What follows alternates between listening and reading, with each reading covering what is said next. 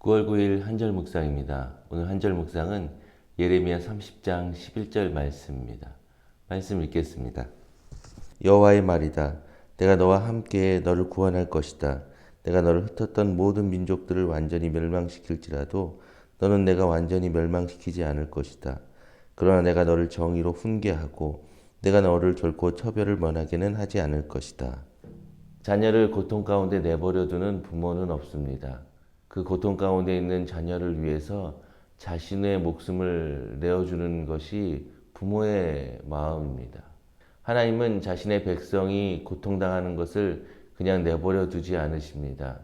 예레미야를 통해서 심판과 징계 가운데 있는 그 백성을 다시 구원하시고 회복시키시겠다고 말씀하십니다.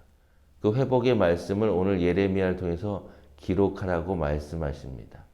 하나님께서 반드시 자신의 백성을 구원하시겠다는 의지의 표현입니다. 포로되어서 고통받는 이스라엘 백성들은 주변 나라들이 심판당하는 것을 볼 때 두려워 떨 수밖에 없습니다. 절망할 수밖에 없습니다.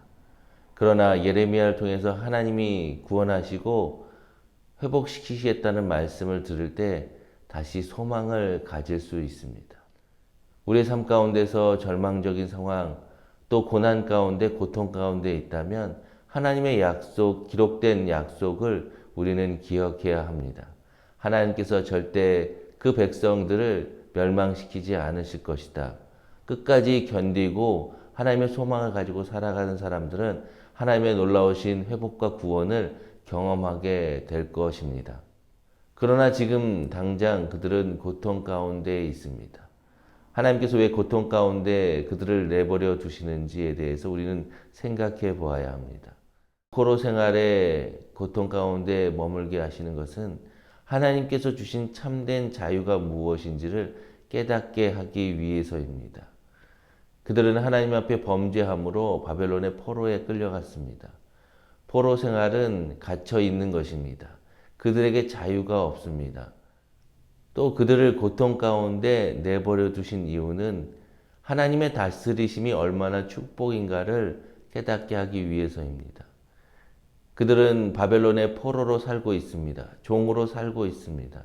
그들은 결코 바벨론의 백성들이 아닙니다. 종으로 노예처럼 살아가고 있는 삶을 경험하고 있는 것입니다. 하나님의 백성으로 자유를 누리고 하나님의 축복 가운데 살았던 그들은 그 종살이가 얼마나 고달프고 고통스러운지를 알게 되었습니다.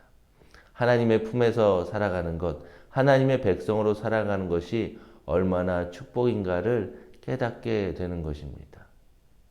우리는 하나님 안에서 자유함을 누립니다. 하나님의 백성으로 많은 것을 누리고 살아가고 있습니다. 다시는 그 종의 멍에를 메고 살아가지 않아도 되는 것이 우리의 큰 축복입니다. 여전히 우리 가운데는 고난과 고통의 문제가 있습니다. 그 고난과 고통의 문제를 통해서 하나님께서는 우리가 더욱 성숙하고 거룩해지기를 원하십니다. 하나님의 통치하심과 다스림 가운데 축복을 누리는 백성이 되길 원하십니다. 우리가 고통 가운데 있을지라도 하나님께서는 우리를 기억하시고 우리를 회복시키시기 위해서 일하고 계십니다. 소망을 잃지 않고 믿음 안에서 오늘도 승리하는 하루 되시기를 축원합니다.